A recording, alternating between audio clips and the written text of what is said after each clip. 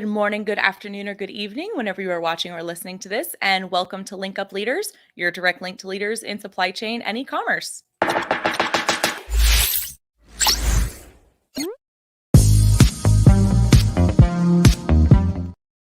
My name is Lisa Kinski. I'm your producer and co-host, and joined as always by Francois Jeffrey. Francois, how are you today, dear? I'm great. How are you? I'm good. Happy Friday. It's Friday. Happy Friday. Yes. And it is officially, oh no, it's not. There's 31 days this month. There's 8 days until we are in Miami. There And are 10 days, actually. Isn't it November 1st? Yeah, but how do you count? Do you inclusive count or no? What do you mean? What do you mean? What do I mean? Oh, shit. Well, So that's today, embarrassing. Yeah, there's 10 like days. the rest of today left, and then Saturday, Sunday, and then all next week, and then we get there Monday. I call it 10 days. Okay. And I know that also because there is 10 days until seller's dinner from Ecom Cooperative and Takeometrics. And I know that because David Day on Friendly reminded me, and we have a video on the Noviland Instagram and LinkedIn. I forgot. I'm so excited to meet him and Frank. I can't wait, dude. And those guys together, yes. Frank Acosta, I mean, they run the New York Hustle Radio, an amazing show. They dive and have a great time there. So, I mean, I can only imagine what they're like actually in person. Probably two amazing people to just hang out with. Have a drink. I'm sure their energy is just a party all the time and they're always just talking to so many people. What I love about their show is you never know who's going to pop on. Like, I was just watching, whose episode was I watching?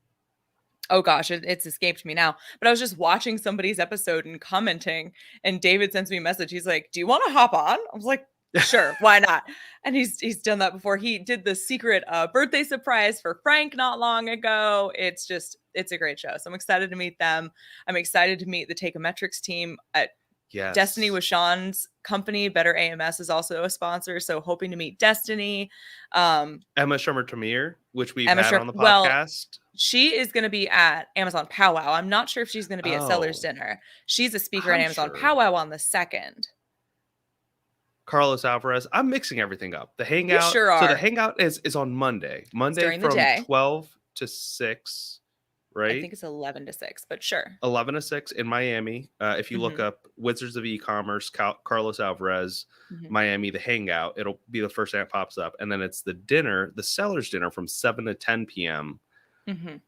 Not next to the venue. It's a little bit further, but should be an amazing time with a lot of amazing people and great food.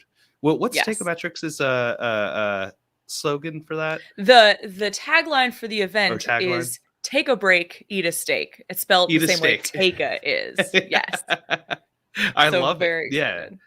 And then we have the powwow, which we plan on running around and talking to a lot of the very influential people and important people, and also sellers alike. And we can find out some more of their stories, hear more about what they're struggling with over the past year or two, especially with COVID still being very prevalent and impacting everyone's supply chains. And then after that, there is an after party where four of the largest aggregators in the Amazon space are going to be hosting a panel. I think you're right. And there's going to be like cigar rolling and hookah and everything that we're wine tasting. And I know I'm maybe so upset. Maybe our flights are going to get delayed. I might conveniently miss my flight. Another night in Miami doesn't sound too bad with all that going on. I mean, well, but we have another show on Wednesday, so that's true. But another thing that I did want to mention before we get off this topic is that it's also being hosted by an amazing person, an amazing friend that I've just reconnected with after many years, Joel Wohl, which just came out with something called Bizfluence. Yes. And from what I talked to him about, it's like a combination between like Pinterest and Eventbrite and LinkedIn and a few other social media platforms. And it takes the best aspects of them, or I would say probably the most utilized features, specifically with entrepreneurs and Amazon sellers and e-commerce retailers in general, and it combines them. And I know he has like over 1,000 new people that have signed up for it. He's going to be there. We get to meet him and learn more about the platform itself. So, I mean, there's so many exciting things going on in the Amazon and e-commerce space. And I would say the same thing about supply chain. It's just as exciting. It's more chaotic. It's more expensive. It's a little bit riskier to a lot of businesses, but I think that's really why we're talking with Omer today. And that's, I think, a great segue to bring Omer in. It is a good segue. I was going to say, I'll be interested if anybody we speak with, any seller we speak with at the show says any struggle other than container prices and shipping delays. I will be shocked. And production times. And Chinese New Year coming up. And COVID outbreaks overseas, which impact the entire supply. So much that we could dive into. If I don't stop you right now, we're never going to be able to talk to our guests. So everybody, today we have with us Omer Dar with Witrick, and we are actually going to be talking about sourcing from Mexico, which could be the solution to a lot of those supply chain issues these sellers are having if they reshore to North America, if they're selling on Amazon US or Shopify or whatever. So anyway, Omer, welcome to the show. Thank you, Lisa. Thank you, Francois. Thank you for inviting me. Absolutely. It's a pleasure to have you. So you are actually not only speaking about Mexico today, but also calling in from Mexico. So we haven't had our Weather Channel chat recently. What's the weather like in Mexico right now? It's always great. Always great. Well, that makes me lucky you. You know, people told me I came for business, but I stayed for the weather. Yeah. That's not a bad reason to stay. Is it sort of like isn't there a part of like California where it's like always sunny, never gets too cold, Los like Angeles, rains very frequently? San Diego. LA. Yeah. That minus the fires that you always have there.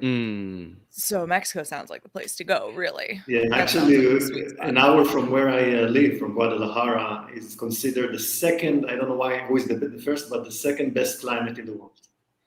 Ooh. What's the first? It's somewhere in Africa, but we live in an area that the weather is always moderate. It's simply perfection when it comes to weather. Oh man, do you ever feel like you're missing out close to like the holidays though, when there's like, and I don't know why I'm saying this, I lived in Atlanta my whole life, we don't get like snow.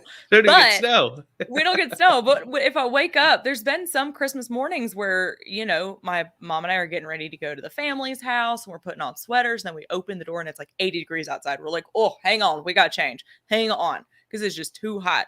Do you ever like miss the cold in the air? I mean, I don't know. So I lived 8 years in Europe. And I don't miss it at all. Okay. 8 years too long, I guess. 8 years with minus 18 in the winter. I mean, the idea of having snow in Christmas is nice, but when you practice it year after year, it's depressing, quite frankly, for me.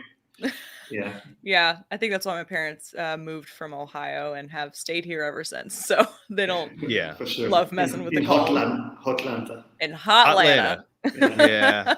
I'm not the biggest fan. It's a little bit too hot and muggy for me.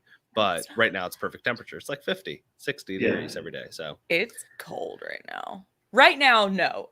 This morning, yes. When it's like 50 in the mornings, I have on my fleece-lined leggings and my long-sleeve shirt and my hoodie. And sometimes I want a hat. I've told you, July baby, born in Atlanta. I want the hot. So I can tell you that here I still didn't use a long sleeve because it's cold. So currently everybody in the office is still with short sleeve, and I think the max that it will go around December is probably just a long sleeve shirt. That's it. Holy crap. Yeah, it's amazing. That sounds great. Wow. Well, go on ahead and let us know. So you weren't always in Guadalajara. You said you've lived in Europe. I know you lived in Georgia for a while. Tell us a little bit about your background and kind of how you got into this space and your favorite country to visit. You mentioned before we went live that you're a globetrotter. So give us the travel tips. Amazing. So I'm an Israeli originally. So born and raised in Israel up until the age of 22. I moved to the US, to Florida, and then I traveled a year in the Far East. And then I lived in Europe for 8 years, 8 years in Atlanta, 3 years in LA, and now I'm here. So, and as a kid, I lived in Africa for a year. So pretty much been all over, experienced different cultures. It's something that always as a kid was very fascinating for me to experience culture firsthand, not just visiting as a tourist, but actually experience the day-to-day, realizing how every culture looks at different issues very differently. And I find it very fascinating because the solutions are fundamentally different in different parts of the world, And I like to think that I take from each country that I lived in, I took some insight, some wisdom pearls to use in my life. The fact that I'm an entrepreneur since almost the day I started having my professional life helped me a lot, because it's the freedom to operate whenever and wherever you want to operate. And you learn a lot that culture also translates into business cultures. Mm-hmm. There is a lot of experiences and a lot of experience that you need to gain in order to operate in different countries. And I'm blessed in that sense that I had the opportunity to really experience all that. Oh, definitely. To have that worldview, not only for like you said, just their culture in each of these areas of the world, but also business culture. Because you're right, it does differ.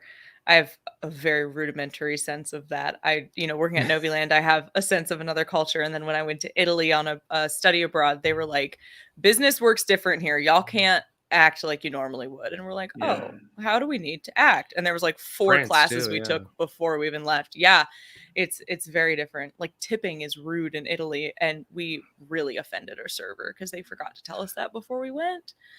Ooh, it's day-to-day differences that I think that really when you come into a new country, you need to be humble and not to assume that you know how to do the things, but listen to the people around you, learning from your mistakes, and trying to find a way to make the people around you comfortable. It's super important. Mm-hmm. That's I think that's hard for a lot of people in the U.S. All over, not just the U.S. Well, in my experience, and again, it's a very rudimentary experience as well, but in my experience speaking to, let's say, those in Australia or even from Israel, or we even had, a lot of Canadian customers and inquiries, and they're all very different approaches, right? And a lot of times what I've noticed was those in the US come in with a negotiation first approach.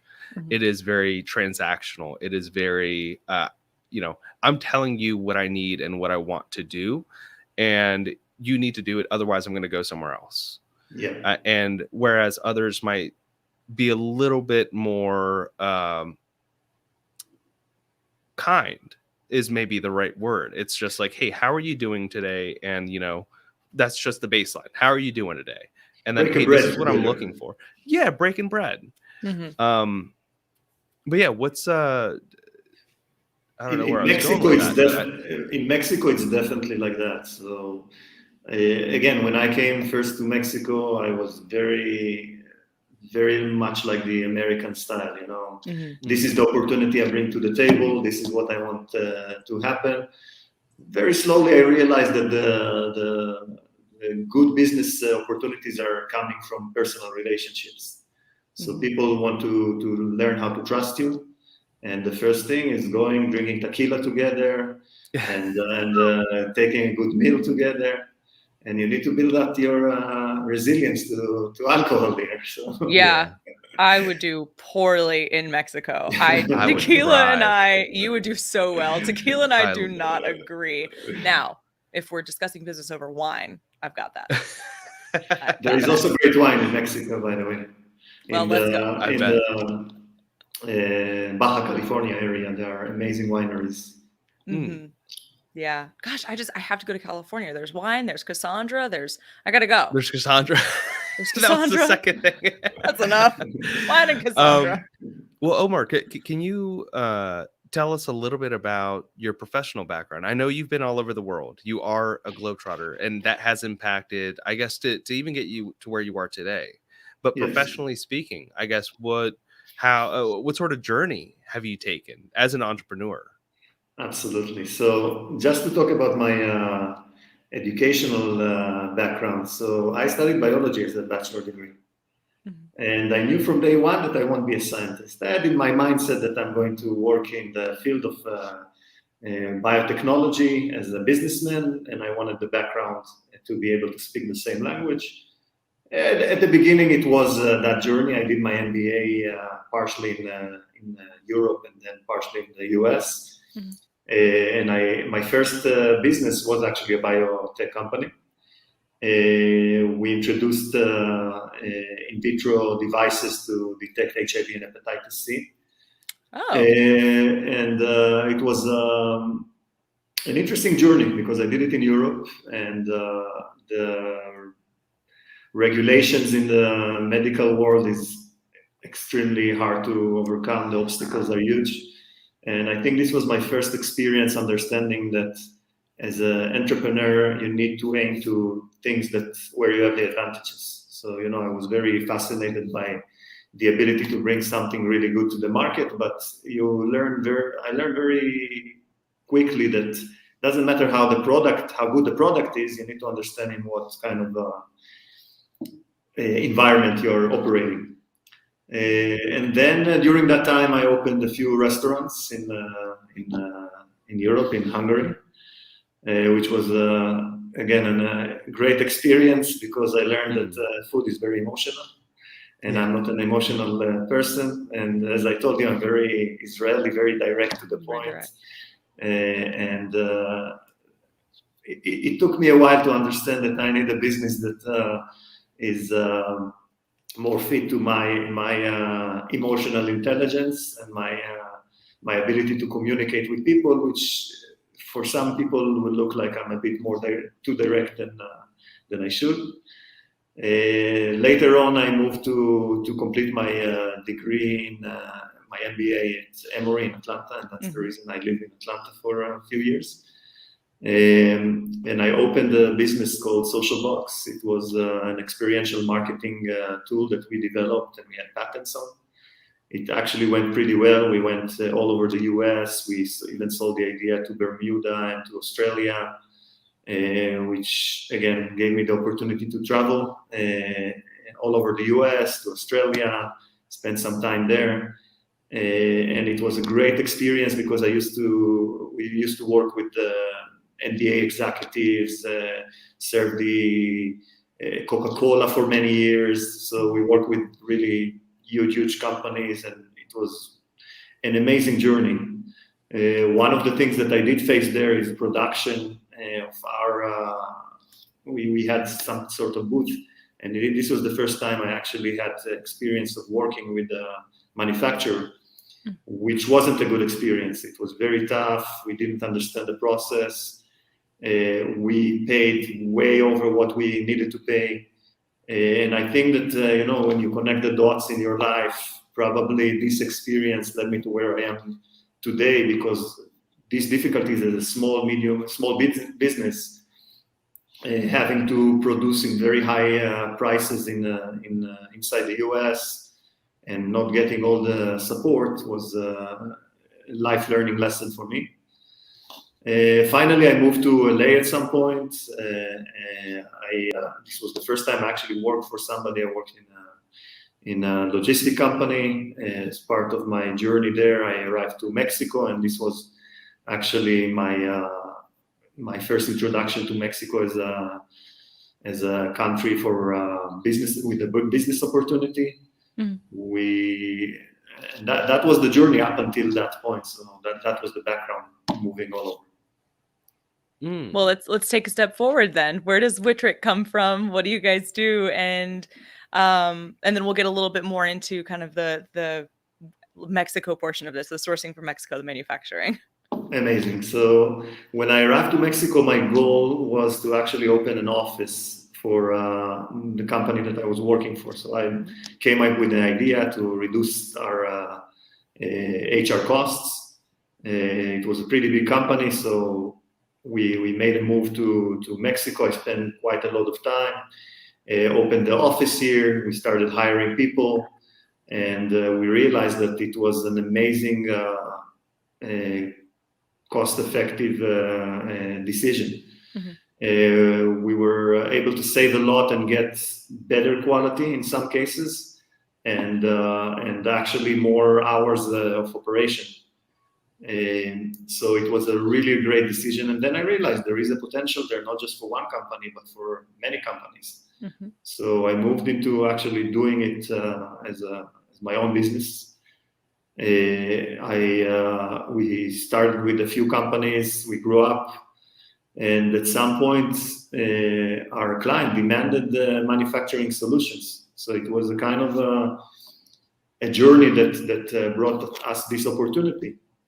When we started serving them, we realized that the potential is huge, because there are a lot of small, medium companies that are looking for manufacturing solution. And then it brought me back also to where I was 10 years earlier, that I didn't have this option of actually searching in other country, a nearshore country, that the manufacturing cost is significantly lower.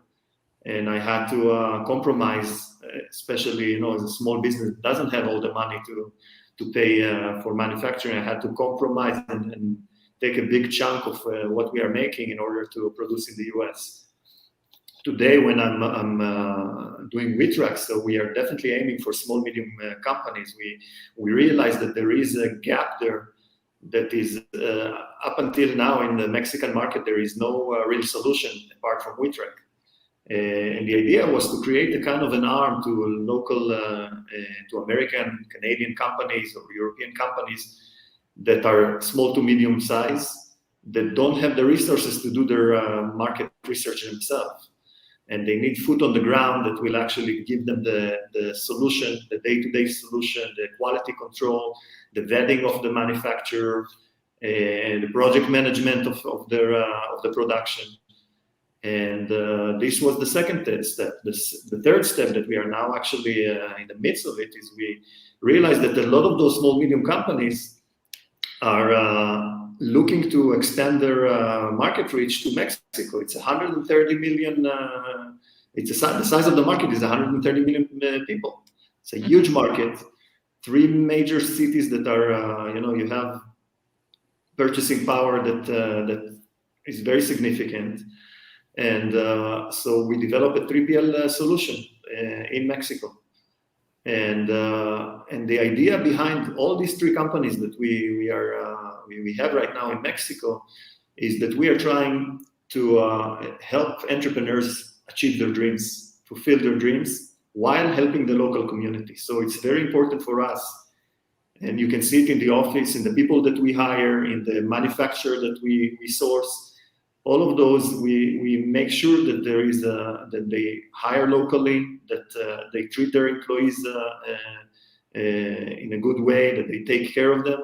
And the idea is really to take a community and to lift them up, to give them the opportunity to work with international clients, to gain knowledge. And that's an amazing journey. And it's a purpose that we wake up every day. My team here is, we are doing every Friday. We are doing a meeting with all my employees to discuss what is the purpose of our company. And we are actually realizing that this is our passion. Our passion is not just making money. It's not just about the money. Of course, money is a tool. It's important to grow for the growth of the company. But the real purpose is me as a serial entrepreneur in my past, and still, of course, realizing the needs and the pain of entrepreneurs, bringing the solution for them, a holistic solution from hiring to manufacturing all the way to opening a new market for them, while helping and taking care of the local community that is basically the backbone of this operation. And I think this is something I'm very, very proud of, because for me, it's finally finding my purpose and my passion. That's very exciting. And the one, you had said something key there. You like, of course, you know, the money is important for growing a business, but really what you guys are passionate about is helping your clients and helping your community. The one is really going to lead to the other. The more businesses that you help, and if you come to it from a really, like, is altruistic the right word? I think so. Like from just truly helping a desire to help. Yeah. That's obviously going to help grow your business, because who you work with is going to tell, you know, their friends, and they're going to want to work with you too.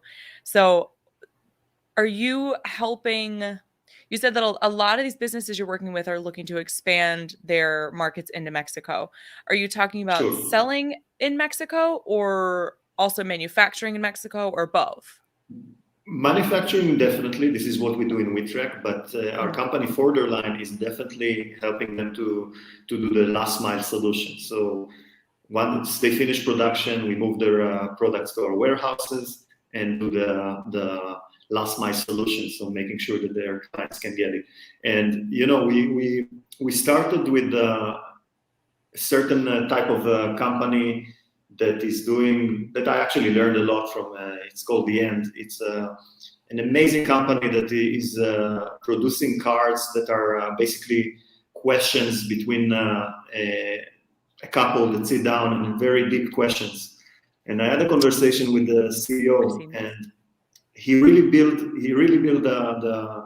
the product not because of money. He didn't care about the money, but the idea started from an Emmy award winning project that had two people sit down and talk. And I asked him, so what drives you? And he told me it's the purpose. It's the money and everything that comes because of that is the extra, is the bonus.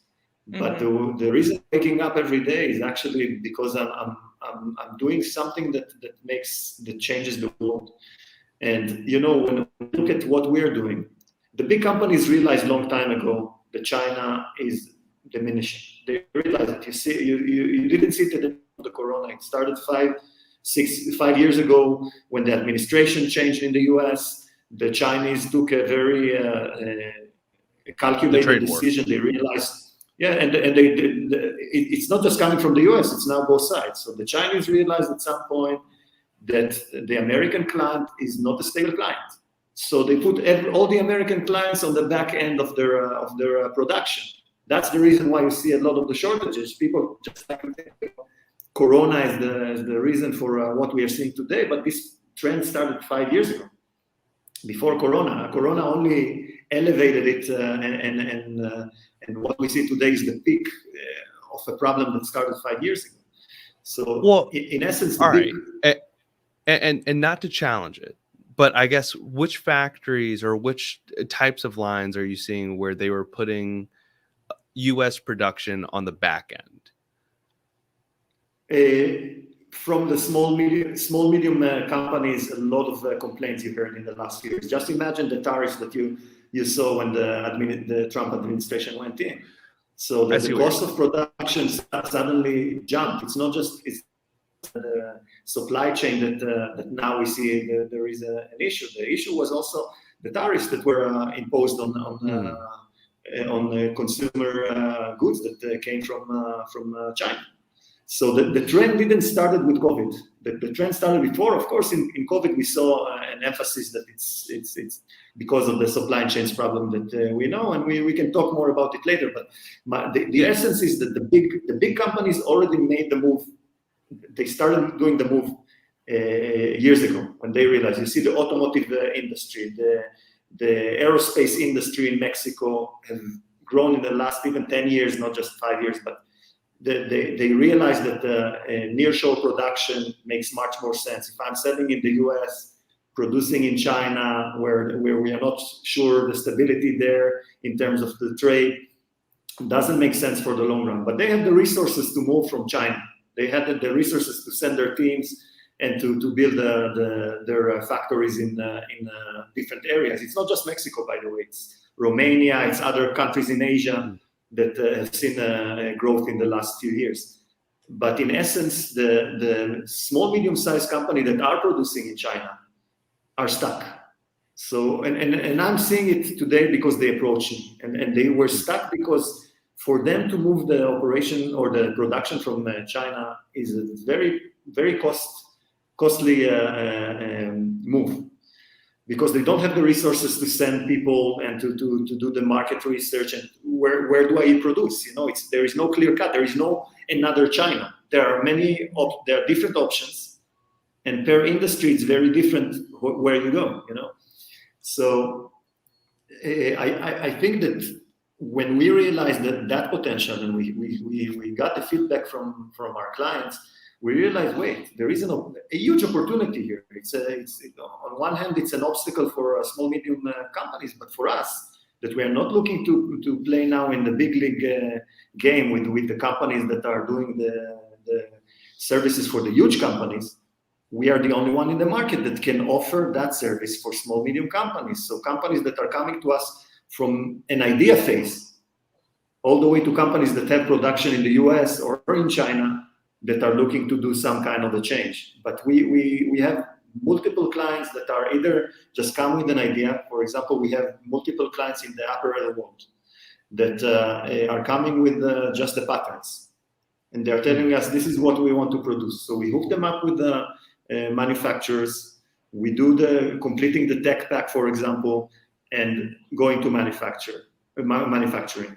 So this makes me feel, it makes me feel good, not because we are helping, because as an entrepreneur, I love creativity, I love new ideas.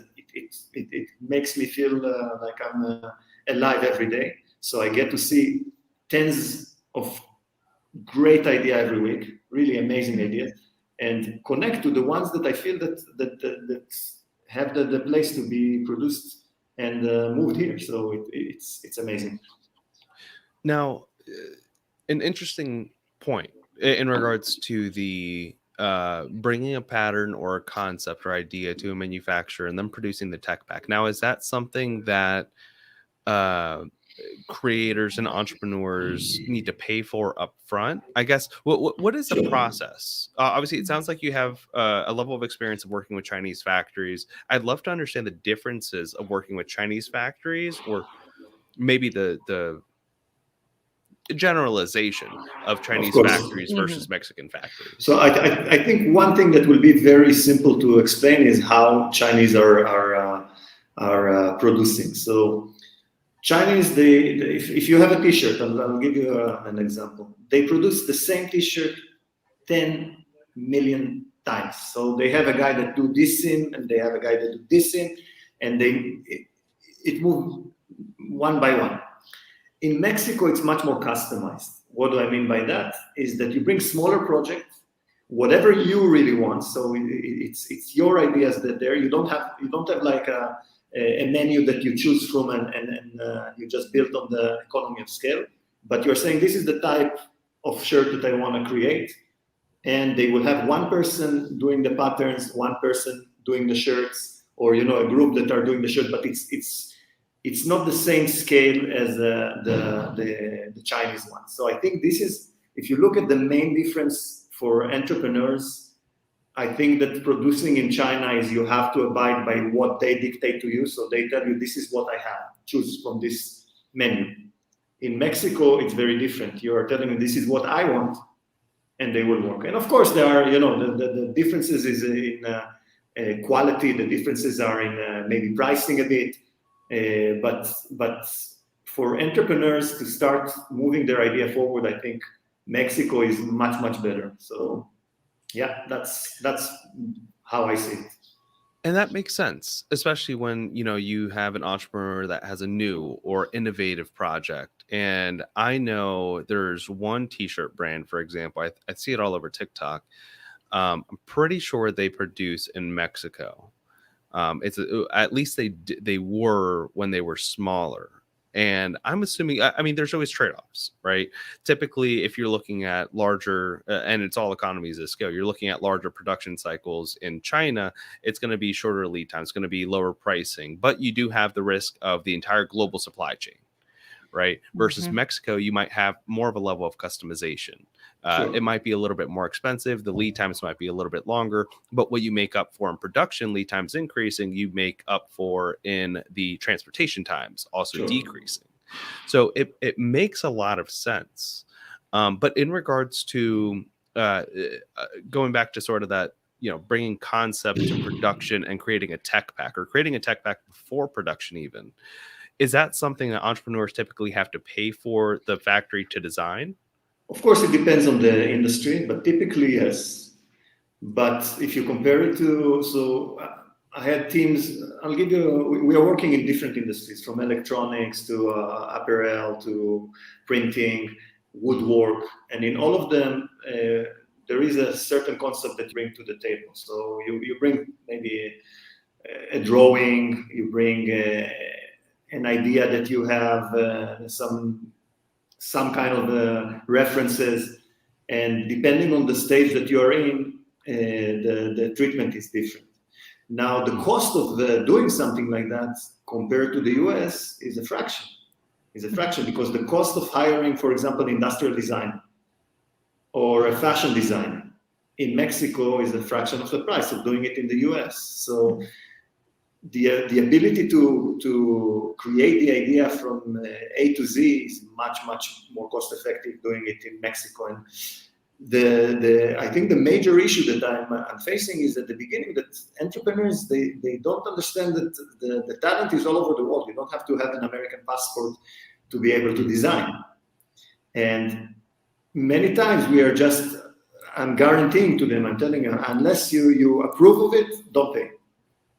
I want to show you the talent, because I know if you do it once and you'll see the first samples once, you'll understand that you're looking the wrong way. And I'll give you a good example. We have a brand that is about to launch, an amazing brand. It's called Luska. It's a patent pending apparel.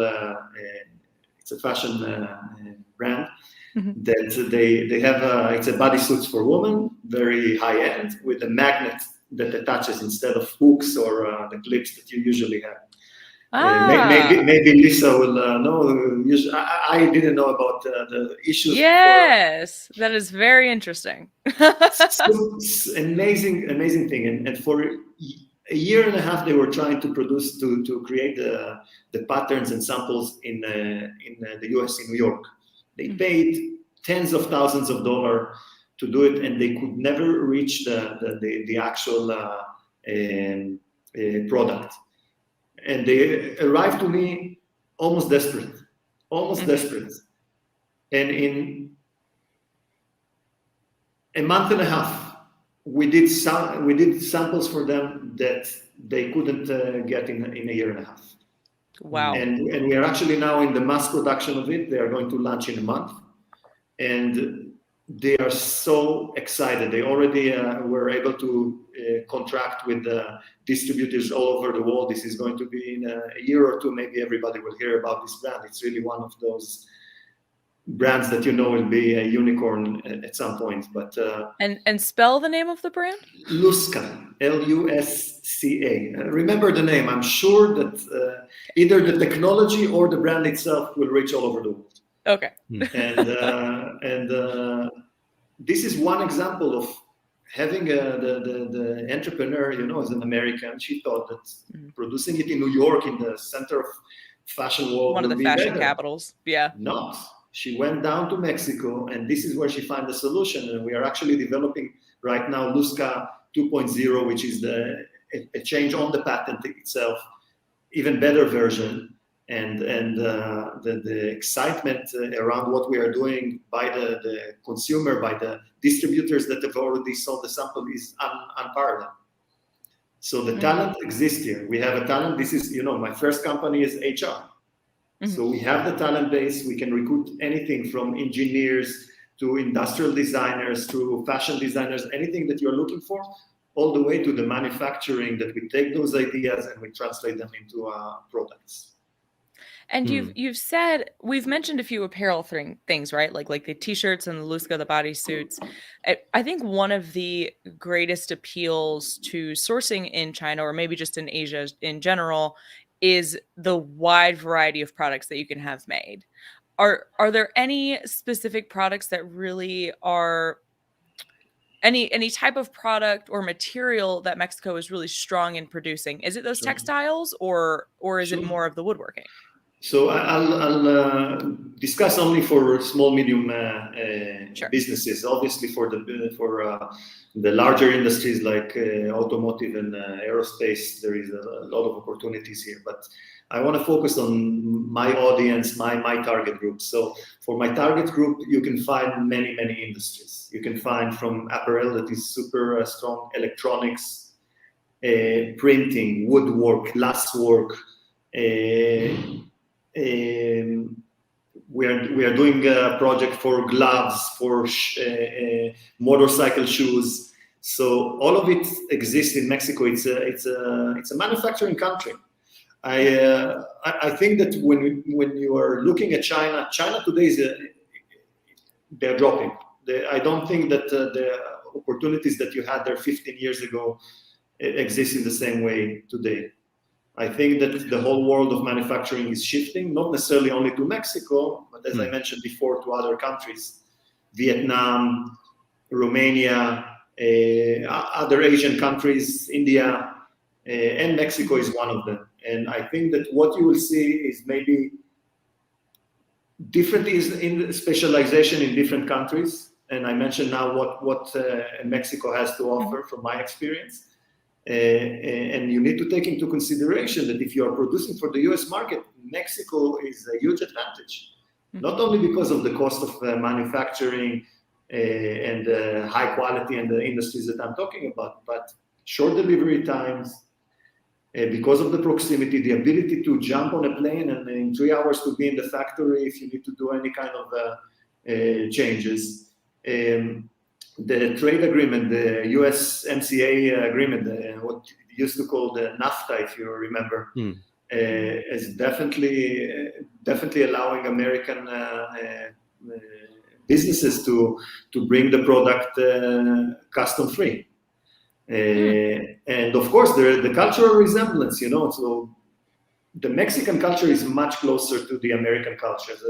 Everybody eats tacos, and the Spanish in the south part of the US is first language, second language, if not the first language. So definitely you have a lot of resemblance. So the understanding of each other is much easier. When you talk about China or other countries in the world, Americans don't get them too much, I mean, the ability to communicate with a Chinese manufacturer is very limited. And this is especially for small, medium companies. I'm not talking again about the big companies that have their own people on ground, but for a manufacturer, a small company in the US that wants to produce their product, the ability to communicate is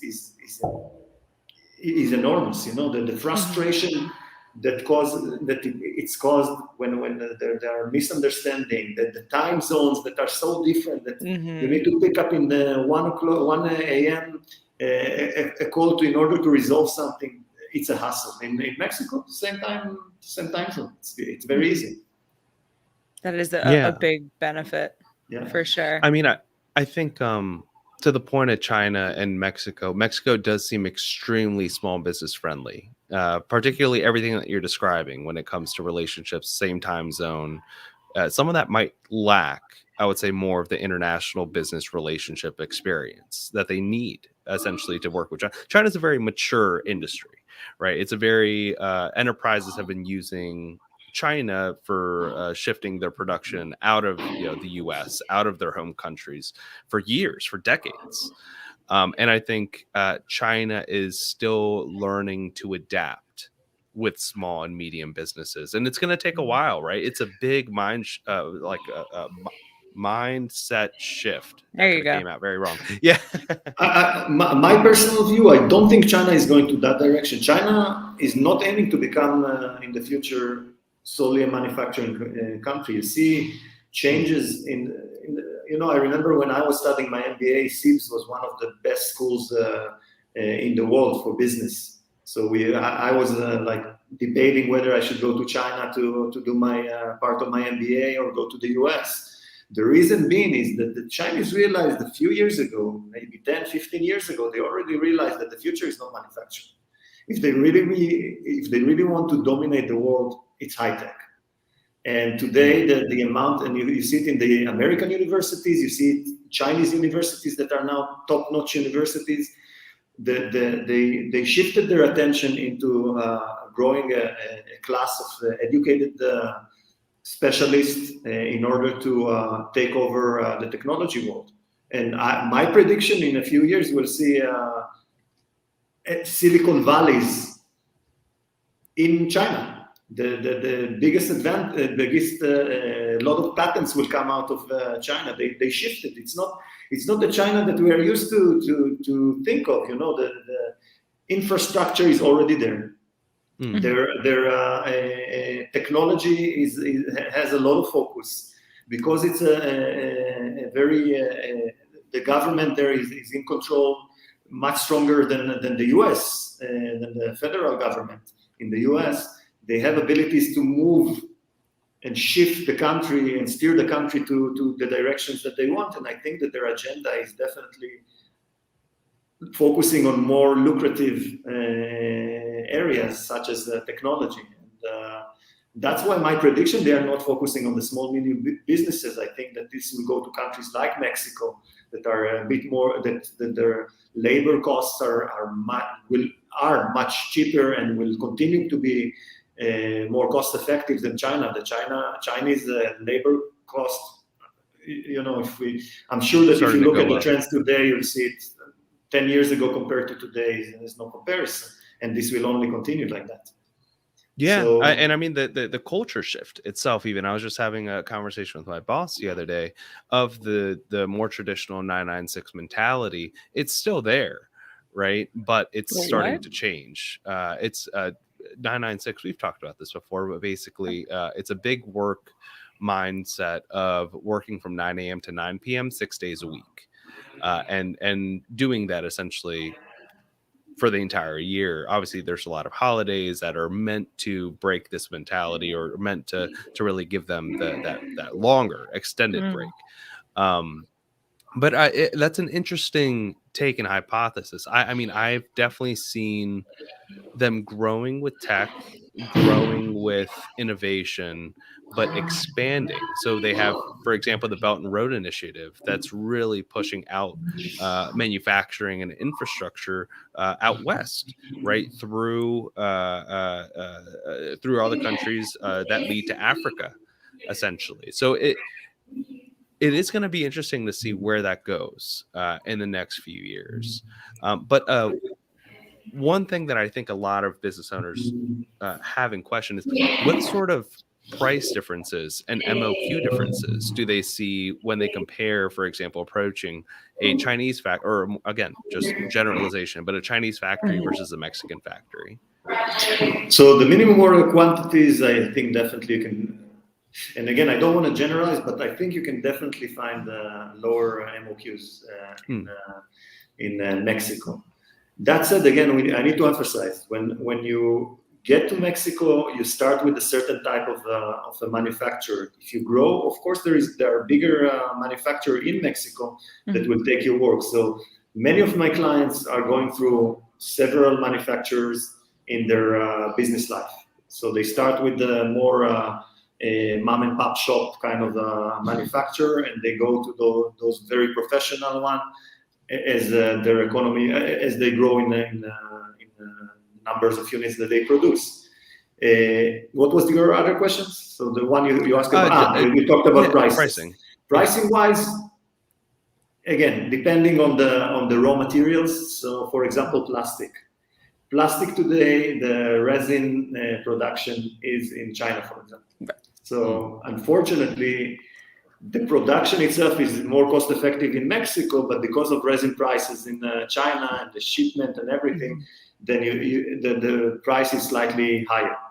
But in raw materials that are produced internally in Mexico, the prices all the way are cheaper than China right now. So if you take how much it will cost you to source it, how much it will cost you to produce it, and how much it will cost you to ship it, definitely we already see some items that are cheaper than what the manufacturer will, the company will pay China versus Mexico. So I think that it really depends on the industry, depends on how flexible the company, the client is, because many of our clients, they say, I'll give it again from the apparel world because it's easy to understand. Client decide the fabric. So if the fabric comes from Central South America, it's easier to source. But if he wants it from China or he wants it from Italy, for example, then obviously the cost will go up. Sure. So many of the times before we go to manufacturing, they give us their ideas. They sometimes send us the samples that they had in mind. And we tell them, look, we can use very similar fabric, just that it's being sourced locally, which will reduce the price 30, 20%. So we really advise a lot to our clients on how to go to manufacturing, because they can save a lot by being a bit flexible in the way they're thinking about the product.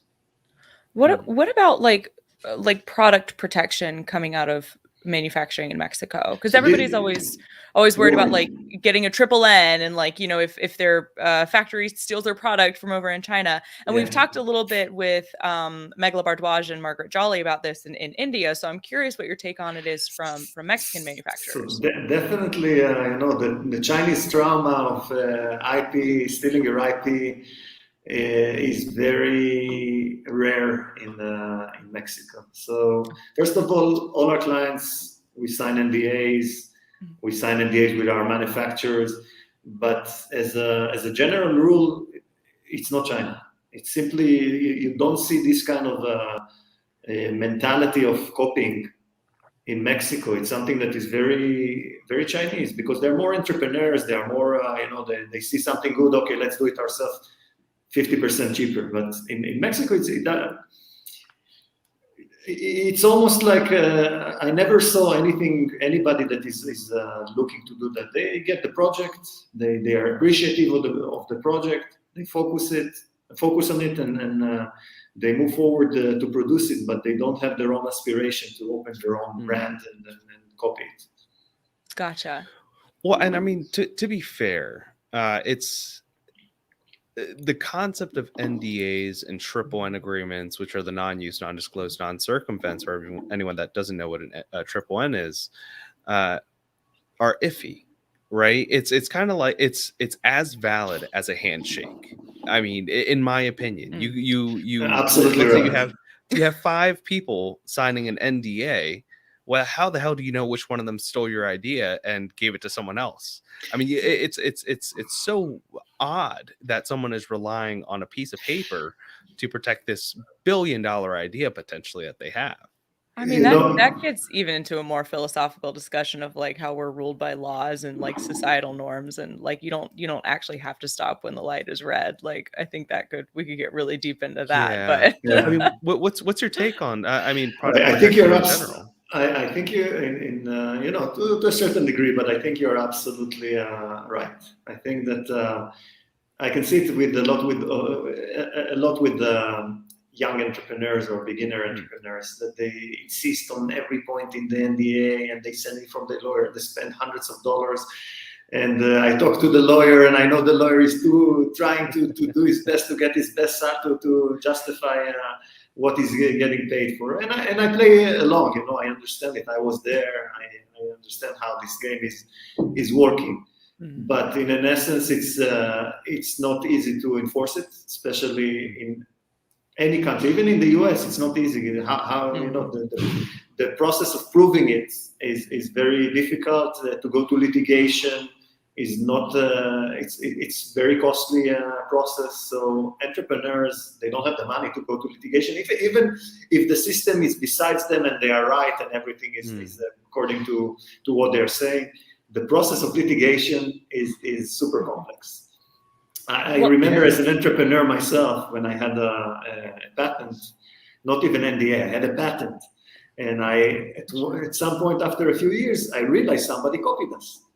So I called my lawyer that prepared my patents and all my contracts, and I told him, look, man, what are we doing now? He told me we can go to litigation. I told him, okay, how much it will cost? And I don't remember the exact price, but it was something around $20,000. And I'm like, and how long will it take to get a resolution? A few years. I'm like, okay, it doesn't make sense for me at this point. It's not.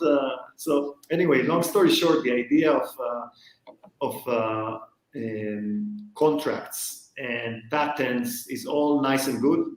I think people should protect themselves. I'm not against it, but I think that the handshake, the trust, the ability to have a trustworthy party that you can work with, and they will make sure that you are protected, is much more important.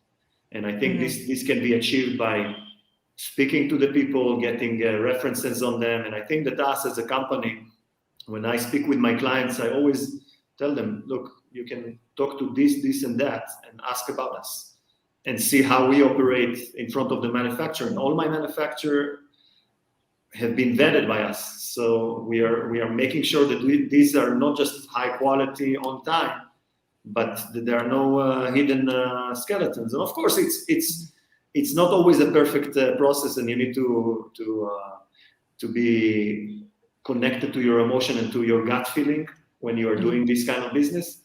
But in 99% of the time, your gut feelings tell you this is the right person. If I break the bread with him, and we got some clients to discuss about his experience, then it must be what he's saying is. Well, and Omer, thank you so much for sharing all of that information. We have come to the end of our time, unfortunately, but I do want to give you an opportunity to let people know where they can reach out to you and find more information on WITRAC. Absolutely. So first of all, they can go to our website. It's witrac.com. And if they want to reach, they can reach me personally. It's Omer, Oner, at witrac.com. And I'll be happy to help. My team is here, ready, and excited to help new entrepreneurs with great ideas. And yeah, that's me. That's us. Fantastic. Awesome. And as always, the URL will be linked in the video. It is spelled witrek.com. I had to be sure I didn't missay that as I was reading it. The dyslexia will get you sometimes. Omer, this has been a pleasure. Thank you so much. We really appreciate it. Lisa, Francois, thank you very much for the time, and I appreciate you inviting me on the show. Absolutely. And thank you for everybody watching and listening. As always, if you liked what you heard today, go on ahead and give us a thumbs up, comment with your thoughts, share with your friends, subscribe to our YouTube channel, rate us 5 stars on Apple Podcasts, and go on ahead and ring the bell for notifications or turn on those automatic downloads. And that way you never miss a conversation with leaders in supply chain and e-commerce like Omer Dar.